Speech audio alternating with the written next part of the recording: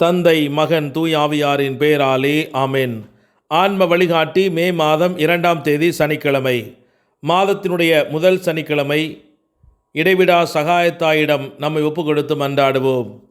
மிகவும் பரிசுத்த மரியே, மாசில்லா கன்னிகையே, எங்கள் இடைவிடா சகாயமும் அடைக்கலமும் நம்பிக்கையுமாக இருப்பவள் நீரே.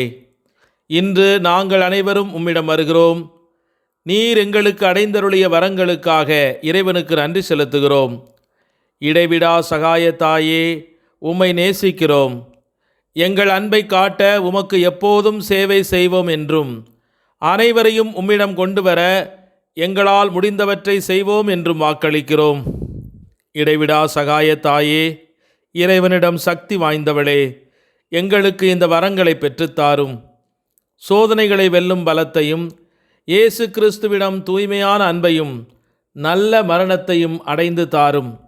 உம்மோடும் உமது திருக்குமாரனோடும் என்றென்றும் வாழ அருள் புரியும். இடைவிடா சகாயத்தாயே, எங்களுக்காக வேண்டிக் கொள்ளும். ஆமேன். யோவான் நற்செய்தி 14ஆம் அதிகாரம் 13 முதல் 14 முடிய உள்ள இறைவார்த்தைகள். நீங்கள் என் பெயரால் கேட்பதையெல்லாம் நான் செய்வேன். இவ்வாறு தந்தை மகன் வழியாய் மாட்சி பெறுவார். நீங்கள் என் பெயரால் எதை கேட்டாலும் செய்வேன். இது கிறிஸ்து வழங்கும் வாழ்வு தரும் நற்செய்தி. கிறிஸ்துவே உமக்கு புகழ். சிந்தனை. அன்னை மரியாளின் மாசற்ற திரு இதயத்திற்கு ஒப்புக்கொடுக்கப்பட்ட இந்த மாதத்தினுடைய முதல் சனிக்கிழமை அன்று அன்னையினுடைய இருதய அன்பை நாம் தியானிப்போம். நம் குடும்பங்களை அவள் வழியாக ஆண்டவர் இயேசுவின் இருதயத்திற்கு அர்ப்பணித்து மன்றாடுவோம். நீங்கள் எப்போதாவது ஒரு காரியத்திற்காக மீண்டும் மீண்டும் ஜெபித்தும் உங்கள் ஜெபத்திற்கு பதில் கிடைக்கவில்லை என்று உணர்ந்திருக்கிறீர்களா? இன்றைய நற்செய்தியில் நம் ஆண்டவர் இயேசு கிறிஸ்து என் பெயரில் எதை கேட்டாலும் நான் செய்வேன் என்று வாக்குறுதி அளிக்கிறார். பதிலளிக்கப்படாத ஜெபங்களையும் இயேசுவின் இந்த வாக்குறுதியையும் நாம் எவ்வாறு சமன் செய்வது? ஜெபங்கள் என்பது ஏதோ மாயாஜாலம் போன்று இருப்பது அல்ல.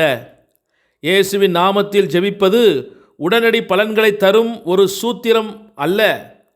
ஒரு ஜெபத்தின் முடிவில் நம்பிக்கையுடன் இயேசுவின் நாமத்தில் ஆமேன் என்று சொல்வதுதான் அதனுடைய வெளிப்பாடு. நம்முடைய விண்ணப்பங்களை நிறைவேற்றும்படி இறைவனை கட்டாயப்படுத்துவதில்லை.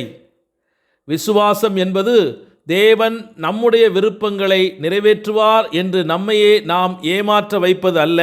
மாறாக அவருடைய தெய்வீக திருவுளத்தின் மீது நம்முடைய நம்பிக்கை வைப்பதாகும். என் நாமத்தினாலே நீங்கள் எதை கேட்டாலும் அதை செய்வேன் என்ற இயேசுவின் வாக்குறுதியை புரிந்து கொள்ள நாம் முதலில் தந்தையுடன் அவருக்குள்ள பரிபூரண ஐக்கியத்தை அறிந்து கொள்ள வேண்டும். நாம் முதலில் தந்தையுடன் இயேசுவுக்கு இருந்த உறவை நாம் புரிந்து கொள்ள வேண்டும். இயேசுவின் வார்த்தைகளும் செயல்களும் முற்றிலும் இந்த உடன் இணைப்பிலிருந்து வெளிப்படுகின்றன. மேலும் நம்முடைய சித்தத்தை அவருடைய மற்றும் தந்தையின் சித்தத்துடன் சீரமைப்பதன் மூலம் இந்த உறவில் நிறைவு பெறுகிறார். இதற்காகத்தான் இன்று நம்மை அழைப்பு விடுக்கிறார். இயேசுவின் நாமத்தில் ஜெபிப்பதற்கு மிகுந்த தாழ்மையும் அர்ப்பணிப்பும் தேவை. கடவுளின் சித்தத்தை ஏற்றுக்கொள்வதற்கு, குறிப்பாக அது துன்பத்தை உள்ளடக்கியதாக இருக்கும்போது, இது பெரும்பாலும் மிகுந்த நம்பிக்கையை அடிப்படையாக வைத்து நிறைவேற்றப்படுகிறது. உதாரணமாக, நாம் நேசிக்கும் ஒருவர் நீண்ட மற்றும் கடினமான நோயை சகித்து தனது துன்பத்தை கடவுளின் மகிமைக்காக ஒரு தியாகச் செயலாக ஒப்புக்கொடுக்க வேண்டும் என்பது கடவுளின் அனுமதிக்கும் சித்தமாக இருந்தால், அத்தகைய ஒரு விளைவுக்காக நீங்கள் மனமுவந்து ஜெபிப்பீர்களா? அவ்வாறு செய்வது கடினமாக இருக்கும்.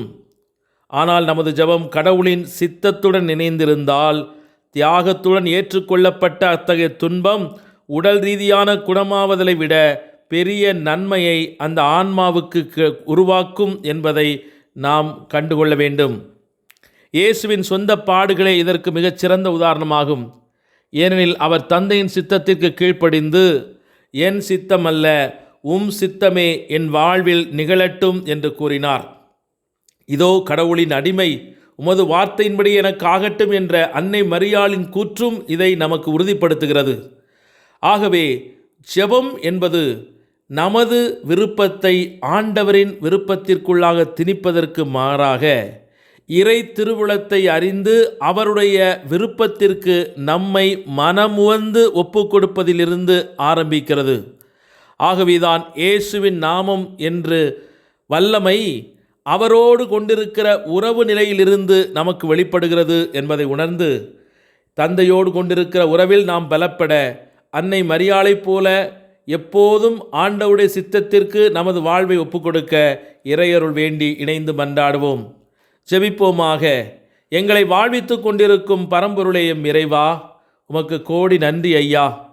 எங்களையும் உம்மில் ஒரு கிளையாக உருவாக்கி பசுமையாக கனிகளோடு வாழ வைத்து கொண்டிருக்கும் உமது மேலான பேரன்பிற்காக அருளுக்காக உம்மை போற்றி துதித்து ஆராதித்து மகிழ்கிறோம். உம்மோடு இணைந்திருக்கும் வரைதான் எங்களுக்கு வாழ்வு. உம்மிலிருந்து புறப்படும் ஆற்றல்தான் எங்கள் வாழ்வு பசுமையும் கனிகளும் நிறைந்ததாக அமையும் என்று எங்களோடு இன்று பேசும் இறைவா, உம்மை உறுதியாக பற்றி கொண்டு வாழ எங்கள் இதயத்தை திடப்படுத்தும். அன்னை மரியாளைப் போல இடைவிடாமல் உம்மில் இணைந்திருக்கிற வரத்தை தாரும். அல்லும் பகலும் உமது வார்த்தையை இதயத்தில் சுமக்கின்ற பாக்கியத்தை தாரும். எங்களுடைய விருப்பத்தை முன்னிறுத்தாமல் உமது விருப்பம் எங்கள் வாழ்வில் நிறைவேற எங்களை முழுமையாக தற்கையளிக்க எங்களுக்கு ஆறுதல் தாரும், ஆற்றலை தாரும். அன்பு இறைவா, அன்னை மரியாள் இன்று எங்களுக்காக விண்ணகத்தில் பரிந்து பேசிக் கொண்டிருக்கிறார் என்ற உறுதியான நம்பிக்கையோடு எங்கள் விருப்பங்கள் உமது விருப்பமாக மாற, உமது விருப்பத்திற்கு ஏற்றாற்போல் மாற எங்கள் உள்ளங்களை பலப்படுத்தும். அன்பு ஆண்டவரே, உமக்கு சித்தமானால் எங்கள் வாழ்வில் அனுமதித்திருக்கிற இந்த துன்பங்கள் எல்லாம் எங்களை விட்டு அகன்று போகட்டும்.